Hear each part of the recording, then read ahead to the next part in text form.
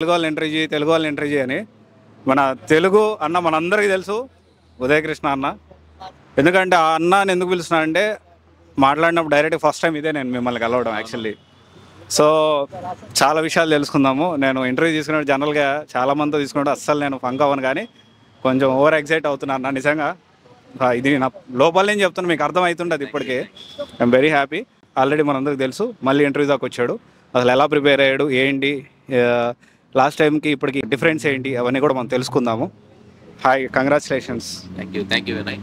First of all నీకు కూడా నేను అప్రిషియేట్ చేయాలి నిన్ను కూడా, ఎందుకంటే తెలుగు కమ్యూనిటీలో కోచింగ్స్ గురించి, ప్రిపరేషన్ గురించి, పిల్లల కెరీర్ గురించి చాలా తక్కువ గైడెన్స్ అనేటువంటిది అవైలబుల్ ఉంది. సో నువ్వు దాన్ని రైట్ ఫ్రమ్ సాఫ్ట్వేర్ దగ్గర నుంచి తీసుకోవచ్చు, కానీ సివిల్ సర్వీసెస్ వరకు సో అన్నీ నువ్వు పిల్లలకి గైడ్ చేస్తూ కెరీర్ని ఒక ఎస్టాబ్లిష్ చేయడానికి నువ్వు గైడెన్స్ ఇవ్వటం అనేది చాలా అభినందనీయ విషయం. Thank you. Yeah, so yes. Last టైంకి ఇప్పుడు అంటే ఇంటర్వ్యూ ప్రిపరేషన్, లాస్ట్ టైం మీరు ఇంటర్వ్యూ వరకు వచ్చారు, ఆల్రెడీ థర్డ్ టైం ఇంటర్వ్యూకి, ఏంటి డిఫరెన్స్? సో ఫస్ట్ టైము నేను రాసినప్పుడు మెయిన్స్ అన్ని పేపర్స్ కంప్లీట్ చేయలేకపోయా, 200 మార్క్స్కి పైగా వదిలేయటం జరిగింది. సెకండ్ టైం రాసినప్పుడు అన్నీ ఫిల్ చేశాను, కానీ కొంచెం ఇంకొద్దిగా నా బెటర్ పొటెన్షియల్ ఇంకా ఉందనిపించింది. అప్పుడు నా పొటెన్షియల్ తగ్గట్టు నేను ఇచ్చాను అనిపించాను. సో ఈసారి ఎఫర్ట్స్ పెట్టాను, నా ఫుల్లెస్ట్ పొటెన్షియల్ని ఇవ్వడం జరిగింది. ఇక్కడ కూడా కొన్ని 1-2 క్వశ్చన్స్ సబ్ స్టాండర్డ్గా రాయడం జరిగింది, కానీ బట్ ఈసారికి అప్పటికి చేంజ్ చేయడం ఏంటంటే ఈసారి ఎక్కువ నేను ఆప్షనల్ మీద ఎక్కువ ఎంఫసిస్ చేయడం జరిగింది. So this is my third interview. So ఈ థర్డ్ ఇంటర్వ్యూకి వచ్చిన దానికైతే అసలు ఇంటర్వ్యూ అంటే ఫియర్ అనేది పోయింది. It is very casual talk with senior officers అన్నట్టు అయిపోయింది. ఫస్ట్ ఇంటర్వ్యూ అప్పుడు కొద్దిగా నెర్వస్నెస్ ఉండేది, అప్పుడు 171 ఏమో స్కోర్ వచ్చాయి. సెకండ్ టైం 182 వచ్చాయి. ఈసారి ఇంకా ఐఎమ్ ఎక్స్పెక్టింగ్ రావాలి, 200+ రావాలి. So by God's grace.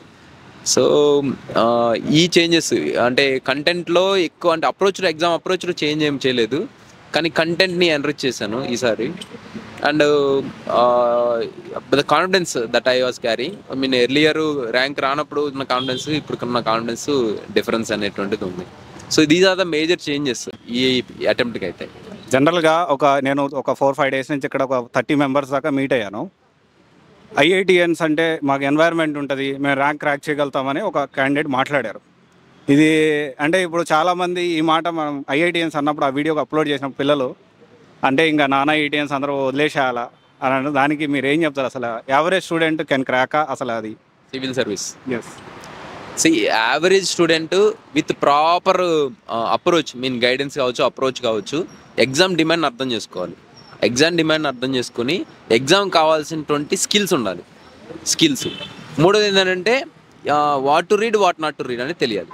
ఈ మూడు ఎవరైతే చేయగలుగుతారో అది గవర్నమెంట్ స్కూలా, ఐఐటీనా, ఎన్ఐటీనా, లేకపోతే ఐఐఎమ్మా, అది ఫరకే పడదు. అందరూ క్రాక్ చేయొచ్చు నా ఉద్దేశంలో అయితే. చెప్తున్నా కదా, నాది వీధిబడి స్కూలింగ్, తర్వాత జిల్లా పరిషత్ హై స్కూల్, గవర్నమెంట్ స్కూల్, తర్వాత గవర్నమెంట్ ఎయిడెడ్ స్కూలే కాలేజ్. సో మా జవహర్ భారతి డిగ్రీ కాలేజ్ కావాలి. సో అంతా బేసిక్ స్కూలింగ్. నేను పెద్ద అకాడమిక్స్లో కూడా నాకు ఎక్కువ స్కోర్ అనేటువంటిది లేదు. 10th 300 చేంజ్, ఇంటర్మీడియట్లో 800, గ్రాడ్యుయేషన్కి వస్తే 62%. సో ద బేసిక్ మీకు ఎగ్జామ్ అర్థం అవ్వాలి, డిమాండ్ తగిన స్కిల్ సెట్ ఉండాలి. మీకు చదవటం, రాయటం, విత్ ఇన్ టైం లిమిట్లో రాయగలగాలి.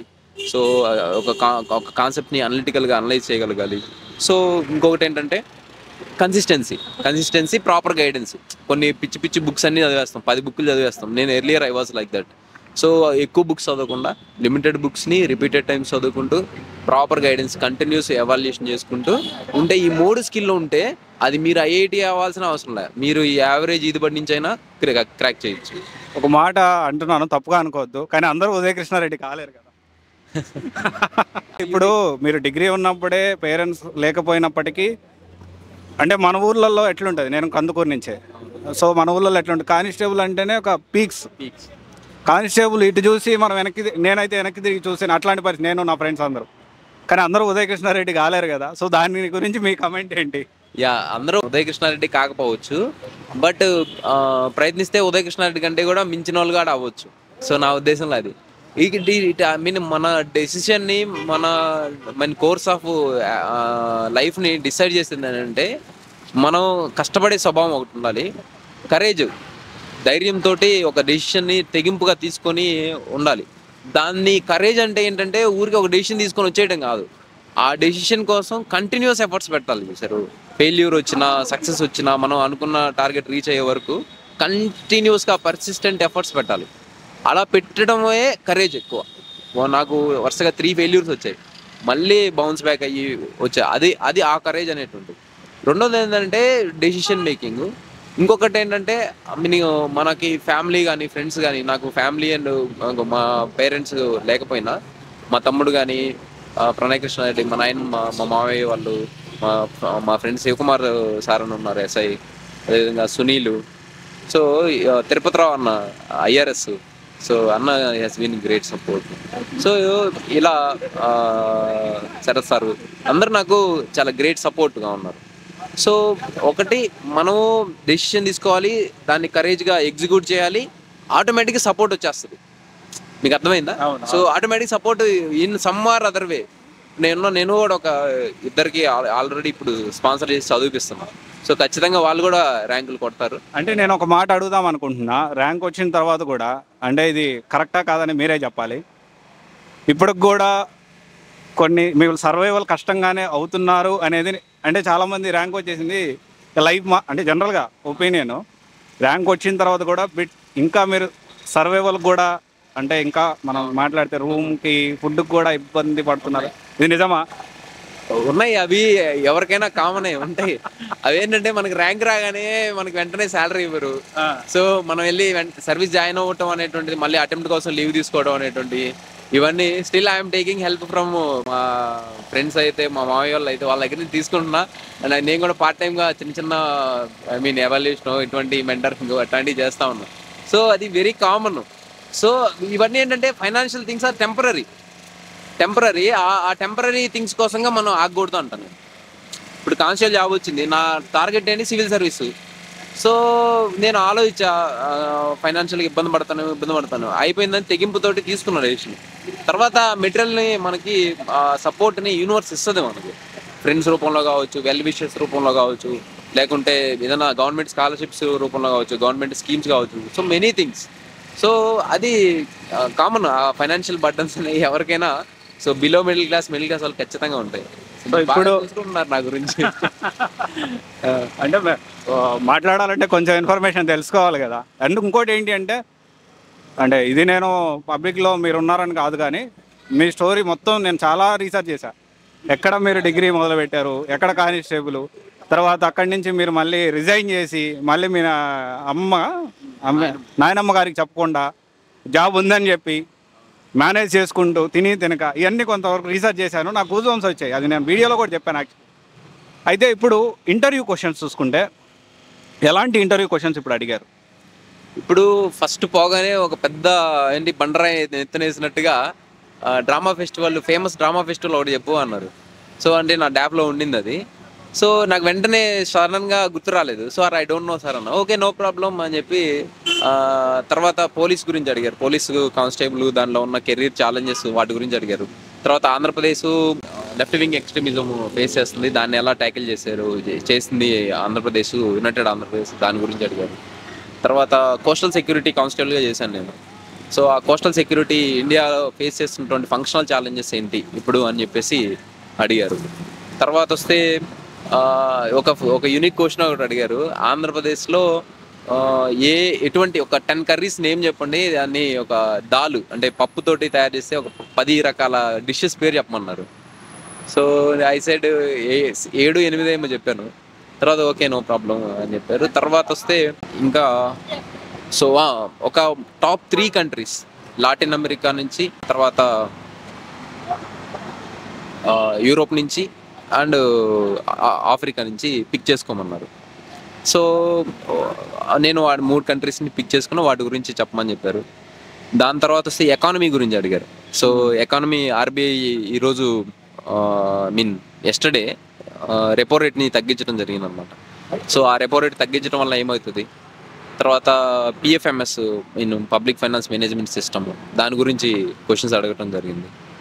దాని తర్వాత వచ్చినట్లయితే నాగార్జునుడు గురించి అడగటం జరిగింది. సో గౌతమ బుద్ధ బుద్ధిజంకి నాగార్జునకి ఉన్నటువంటి రిలేషన్ ఏంటి అనేటువంటి. తర్వాత స్టేట్ ఫైనాన్సెస్లో సెంట్రల్ డెవల్యూషన్ ఆఫ్ ఫండ్స్ అనేటువంటివి ఎలా మిస్యూజ్ అవుతున్నాయి, వాటిని ప్రివెంట్ చేయడానికి గవర్నమెంట్ ఏం చేసింది అని అడిగారు. సో తర్వాత బడ్జెట్ అవుట్లే గురించి అడిగారు. బడ్జెట్ అవుట్లేలో సోషల్ సెక్టర్ స్కీమ్స్కి బడ్జెట్ అవుట్లే ఎంత ఇచ్చారు అనేటువంటిది అడగటం జరిగింది.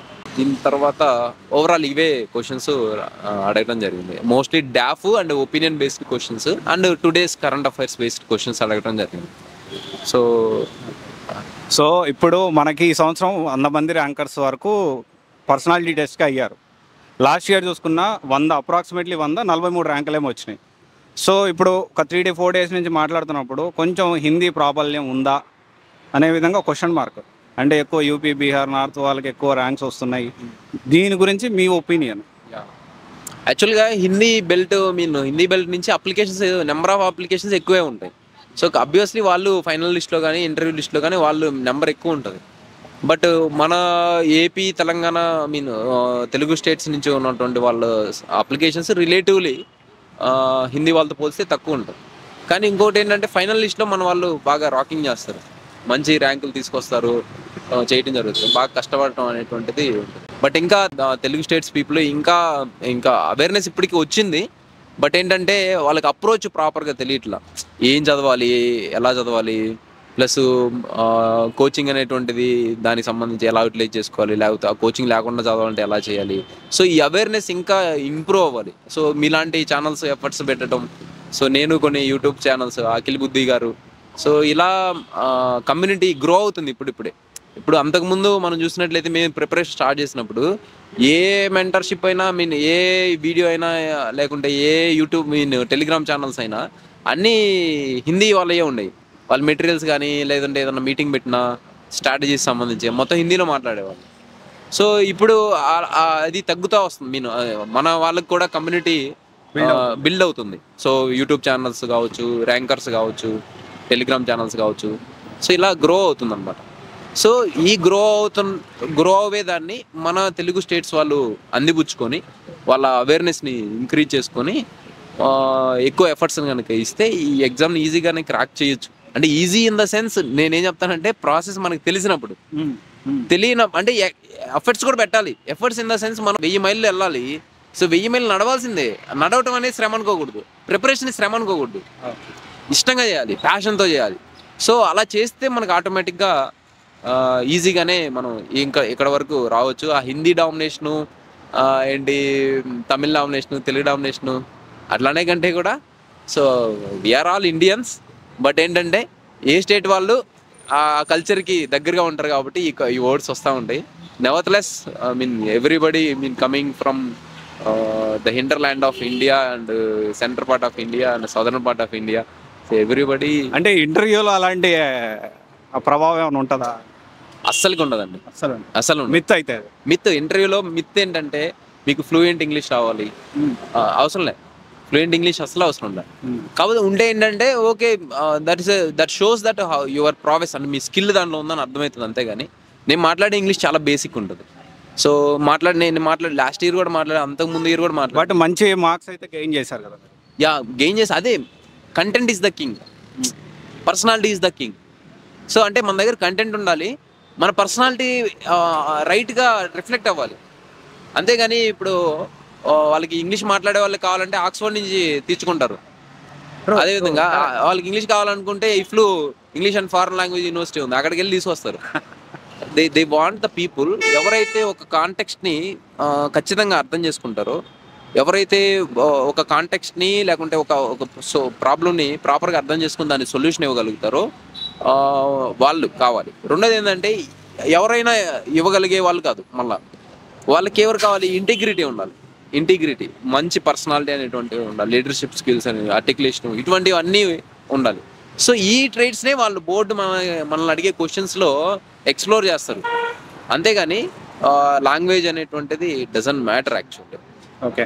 సో ఇప్పుడు మన వాళ్ళు యూపీఎస్సీ కోసం ప్రిపేర్ అయ్యే వాళ్ళు కోచింగ్ తీసుకుంటే బాగుంటుందా, సెల్ఫ్గా అయినా క్రాక్ చేయొచ్చు? ఎందుకంటే ఇప్పుడు కోచింగ్ తీసుకోవడం అనేది కొంచెం కాస్ట్లీ అయిపోయింది. దాని గురించి కోచింగ్ తీసుకోవడం కాస్ట్లీ అయ్యింది.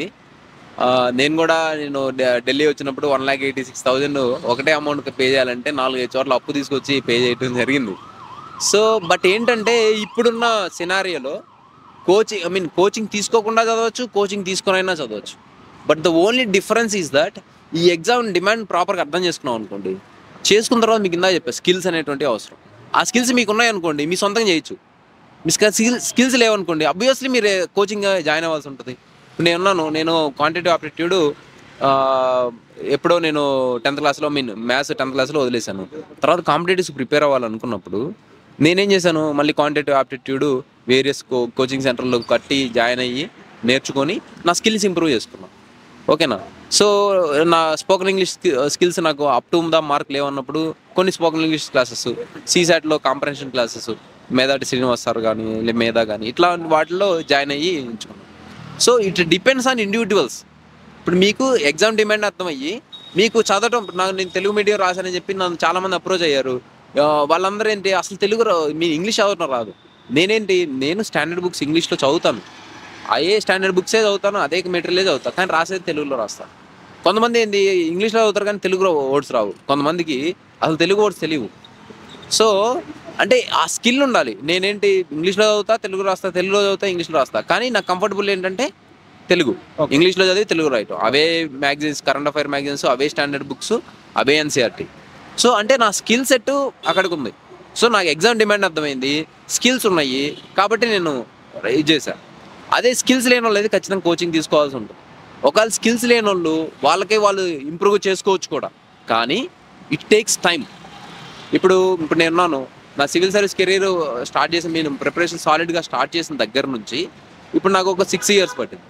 ఈ 6 yearsలో నేను రియలైజ్ అయింది ఏంటంటే మనం ఈ ఎగ్జామ్ రైటింగ్ స్కిల్స్ అని చాలా ఇంపార్టెంట్.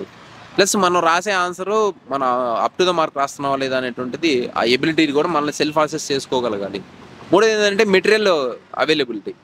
సో ఈ మెటీరియల్ అవైలబిలిటీ లేదు, సో దాన్ని మనం తయారు చేసుకోవాలి. సో ఇటువంటి అన్ని వాటిని అసెస్ చేసి మనం ముందుకెళ్ళాలి. దీనికి నాకు ఎంత టైం పట్టింది, 5 to 6 years పట్టింది.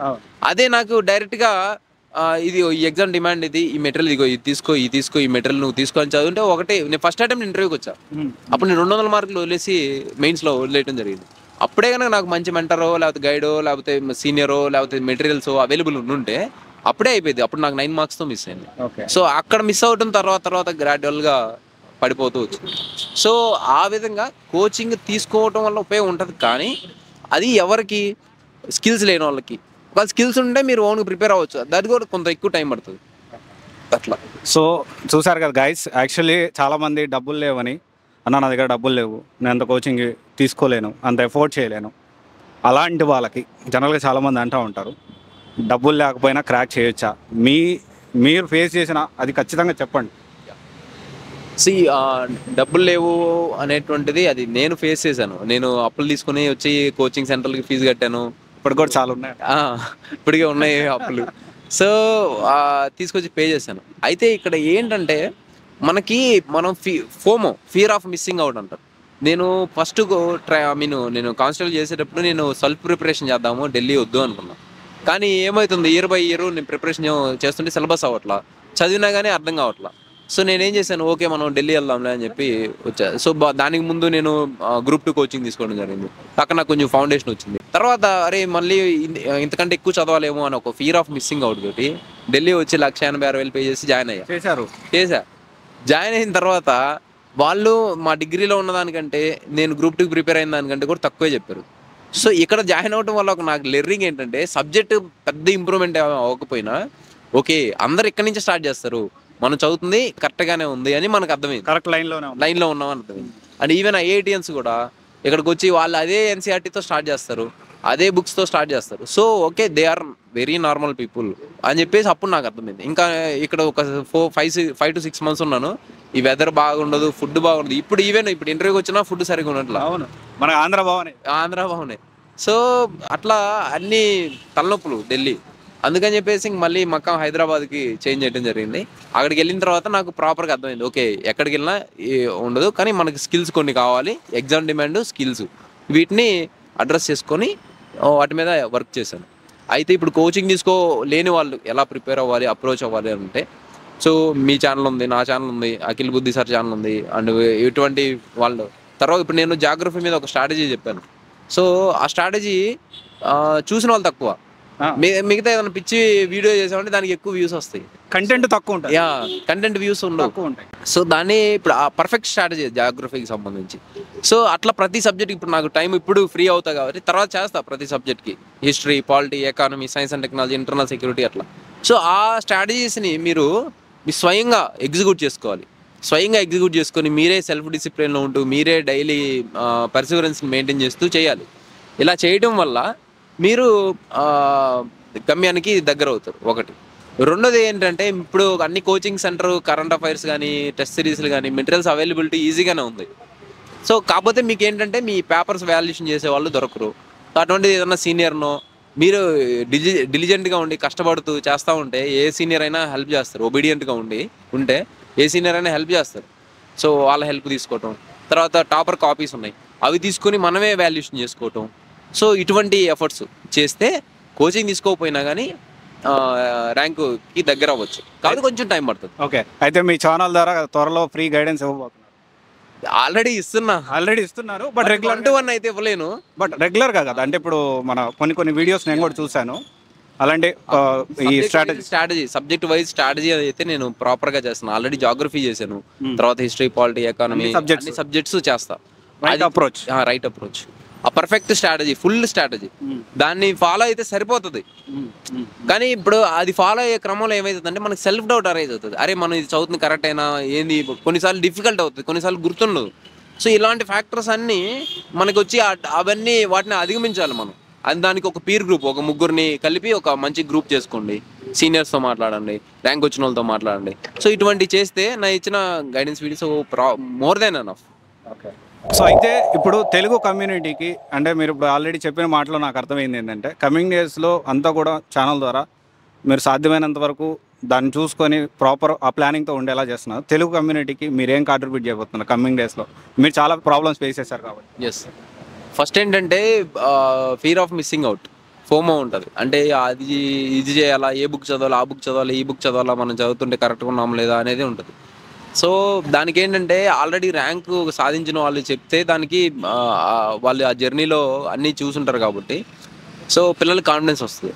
అందుకనే నేను బుక్ లిస్ట్ ఏంటిది, అప్రోచ్ ఏంటి, తర్వాత ఈ అప్రోచ్ మనం ఫాలో అయ్యే క్రమంలో మనకు వచ్చే డౌట్స్ ఏంటి, ఆ డౌట్స్ని ఎలా ఓవర్కమ్ చేయాలి, ఈ ఫ్రేమ్ వర్క్ తోటి ఆల్రెడీ ఒక జాగ్రఫీ వీడియో చేసే కదా. తర్వాత history, polity, economy, science and technology, internal security, social issues, ethics అన్నీ చేస్తాం. ఒకటి గైడెన్స్. రెండోది ఏంటంటే పీరియాడికల్గా, అది వీక్లీ వన్సా లేకపోతే మంత్లీ వన్సా 15 డేస్కి ఒకసారి అనేది ఒక లైవ్ సెషన్స్ అనేటువంటి కండక్ట్ చేస్తారు. సో దట్ కమ్యూనిటీ మనతోటి ఇంటరాక్ట్ అవ్వడానికి బాగుంటుంది. మూడోది ఏంటంటే ఎక్కడన్నా వెన్యూస్ ఉంటే వాటిల్లో డైరెక్ట్ ఇంటరాక్షన్ సెషన్స్ అనేటువంటి ఇప్పుడు ఈ మధ్య కొన్ని ఇన్స్టిట్యూషన్స్ పిలుస్తూ ఉంటారు, గెస్ట్ లెక్చర్ లేకపోతే 1-to-1 నేను ఇంటరాక్షన్స్ వాటి కోసం. అలా ఉన్నప్పుడు వాటిని నేను డైరెక్ట్గా ఉండి చేస్తాను. దాని తర్వాత అయితే ఇంటర్వ్యూ వరకు రీచ్ అయిన వాళ్ళు అయితే so I have the very good understanding about interview. So వాళ్ళకైతే నేను 1-to-1 టైం కేటాయించి వాళ్ళని షేప్ చేస్తాను. ఎందుకంటే ఫైనల్ ల్యాగ్ చాలా ఇంపార్టెంట్ అన్నమాట. సో వీటి వరకు అయితే నేను తెలుగు కమ్యూనిటీకి కాంట్రిబ్యూట్ చేస్తాను నా వైపు నుంచి. సో ఇప్పుడు తెలుగు వాళ్ళందరూ కూడా ఈ ఇంటర్వ్యూ పాయింట్ ఆఫ్ వ్యూలో ప్రతి దాంట్లో ఉదయకృష్ణారెడ్డి అన్న అందరికీ హెల్ప్ చేస్తానంటున్నాడు. సాధ్యమైనంత వరకు ఉదయకృష్ణారెడ్డి ఛానల్ అని ఉంది. సో మీరు దాన్ని ఫాలో అవ్వండి. కమింగ్ డేస్లో మంచి మంచి అప్డేట్స్ అనేవి రాబోతున్నాయి. అండ్ ఇప్పుడున్న ఇంకొక క్వశ్చన్ అన్న, యూపీఎస్సీతో పాటు గ్రూప్ 1 గ్రూప్ 2 ప్రిపేర్ అవ్వచ్చా? అసలు కరెక్టేనా అది? యూపీఎస్సీతో పాటు గ్రూప్ 1 గ్రూప్ 2 ప్రిపేర్ అవ్వచ్చు, కానీ there is a key. Okay. ఎలా అంటే ఫస్ట్ మనం యూపీఎస్సీ ప్రిపేర్ అవ్వాలి అనుకున్నప్పుడు డెడికేటెడ్గా 1 or 2 ఐటమ్స్ మాత్రం ఖచ్చితంగా యూపీఎస్సీకి సోలోలీ డెడికేటెడ్గా ఇవ్వండి. అదర్ డీవియేషన్స్ వద్దు. ఒకటి. రెండోది ఏంటంటే ఈ సివిల్స్ అప్రోచ్కి అండ్ గ్రూప్ 1 గ్రూప్ 2 అప్రోచ్కి డిఫరెన్స్ ఉంది. కంటెంట్ ఒకటే, కానీ exam approach mean exam question demand ఆ డిమాండ్ వేరే. ఒకటి. ఓకే. రెండోది ఏంటంటే ఈ 2 ఆస్పెక్ట్స్. అయితే ఈ 2 ఆస్పెక్ట్స్లో ఒకటి ఫస్ట్ 2 years మీరు సివిల్స్ ప్రిపేర్ అవ్వాల్సిన 2 years ఓన్లీ డెడికేటెడ్లీ సివిల్స్కే ఇవ్వాలి. ఇస్తే మీకేంటంటే ఫౌండేషన్గా సబ్జెక్ట్ అనేటువంటిది బాగా ఉంటుంది. ప్లస్ ఎగ్జామ్ సివిల్ సర్వీసెస్ ప్రాపర్గా ప్రిపేర్ అయినప్పుడు ఒకటే అటెంప్ట్లో క్లియర్ చేసేదానికి ఎక్కువ అవకాశం అనేటువంటిది ఉంటుంది. రెండోది గ్రూప్ 1 గ్రూప్ 2 అనేటువంటిది ప్రిపేర్ అవ్వాల్సినప్పుడు అక్కడ ఎక్కువ ఫ్యాక్ట్ ఓరియంటెడ్ ప్రిపేర్ అవ్వాల్సి ఉంటుంది. Fact oriented. ఇక్కడ సివిల్ సర్వీస్లో అనలిటికల్ ఓరియంటెడ్ ప్రిపేర్ అవ్వాల్సి ఉంటుంది. Analytical oriented. సో ఈ అనలిటికల్ ఓరియంటెడ్ మైండ్ సెట్ తోటి ఫ్యాక్చువల్ని దాన్ని అప్రోచ్ అవ్వలేదు. ఈ ఫ్యాక్ట్స్ ఏంటి, ఎక్కువ ఫ్యాక్ట్స్ రాస్తే మనకి ఎక్కువ స్కోర్ వస్తుంది. ఓకేనా? సో ఆ ఫ్యాక్ట్స్ అనేటువంటి ఇప్పుడు నేను 23 మెయిన్స్ రాసా గ్రూప్ 1, కానీ నాకు అప్పుడు రాలా. కానీ 23 సివిల్స్ రాస్తే వచ్చింది. ఓకే. సో మనకి షిఫ్ట్ అనేటువంటిది ఇంపార్టెంట్. అక్కడ ఎక్కువ చదవాల్సి ఉంటుంది. ఇన్ఫర్మేషన్ గుర్తుపెట్టుకోవాలి, రీప్రొడ్యూస్ చేయాలి. ఎక్కడో కొద్దిగా ఎక్కువ చదవాల్సి ఉంటుంది, కానీ దీన్ని ఎక్కువ అనలిటికల్గా చదవాల్సి ఉంటుంది. సో ఎవరైతే న్యూ బిగినర్స్ ఉంటారో వాళ్ళు సివిల్స్ ప్రిపరేషన్ స్టార్ట్ చేసినప్పుడే గ్రూప్ 1 గ్రూప్ 2 స్టార్ట్ చేయదు. సివిల్స్ బాగా తరోగా చదువుకోండి. కానీ ఎగ్జామ్స్ నోటిఫికేషన్ వచ్చినాయి అనుకోండి, ఈ సివిల్స్ నాలెడ్జ్తోనే పోయి రాయండి గ్రూప్ 1 ఆర్ గ్రూప్ 2 ఎగ్జామ్. అది రాసిన తర్వాత మీకు కొంత అండర్స్టాండింగ్ అనేటువంటిది వస్తుంది. సో ఖచ్చితంగా మీరు డెడికేట్గా ప్రిపేర్ అయితే సివిల్స్లో 1 or 2 అటెంప్ట్లో క్లియర్ అయిపోతుంది. 1 or 2 అటెంప్ట్స్ మోర్ దాన్ అలా. ఒకవేళ మీరు అది ఇంకా మీకు ఈ ఎగ్జామ్ డిమాండ్ అర్థం కావట్లేదు, స్కిల్స్ ఇంప్రూవ్ అవ్వట్లేదు, అన్నీ జరగట్లేదు, అప్పుడు మీరు ఏం చేయాలంటే ఈ గ్రూప్ 2 అనేటువంటి దాన్ని గ్రూప్ 1 అనేటువంటి కొద్దిగా మీ ఓరియంటేషన్ చేంజ్ చేసుకొని చేయాల్సి ఉంటుంది. ఇది ఎవరికి కెరీర్ స్టార్టింగ్లో ఉన్న వాళ్ళకి, ఏది 21కి గ్రాడ్యుయేషన్ నుంచి బయటకు వచ్చినటువంటి ఫ్రెషర్స్ ఉంటారే వాళ్ళకి ఇది. ఇంకోటి సీనియర్ ఆస్పిరెంట్స్ ఉంటారు, అలా ఆల్రెడీ 2-3 అటెంప్ట్స్ ఇచ్చేసి సివిల్స్ ఉంటారు. వాళ్ళైతే గ్రూప్ 1 గ్రూప్ 2 కలిపి ప్రిపరేషన్ చేయొచ్చు సివిల్స్తో పాటు. కానీ కొద్దిగా ఎక్కువ లిటిల్ ఎఫర్ట్స్ పెట్టాల్సి ఉంటుంది. బ్రెయిన్ ఫాగ్ అయిపోతుంది ఆ ఫ్యాక్ట్స్ అన్ని గ్రూప్ 2కి గ్రూప్ 1ని గుర్తుపెట్టుకోవాలనుకుంటే. సో వాటిని కొద్దిగా ఎక్కువ ఎక్స్ట్రా ఎఫర్ట్స్ పెట్టి చేయాల్సి ఉంటుంది. Thank you so much. ఇప్పటికే చాలా ఇబ్బంది పెట్టాను. అండ్ థ్యాంక్ యూ, చాలా ఓపిక్గా సమాధానాలు చెప్పారు. సో గైస్, ఈ వీడియో రిలీజ్ అయ్యేటప్పటికి నాకు తెలిసి ర్యాంక్స్ వచ్చి ఉండొచ్చు. So anyway, congratulations. ఈసారి ఖచ్చితంగా మీరు ఐపీఎస్ లేకపోతే ఐఏఎస్, నాకు తెలిసి మీకు ఐపీఎస్ అంటే చాలా ఇష్టం అనుకుంటున్నాను, వస్తే బాగుండని హార్ట్ఫుల్ కోరుకుంటున్నాను. Thank you.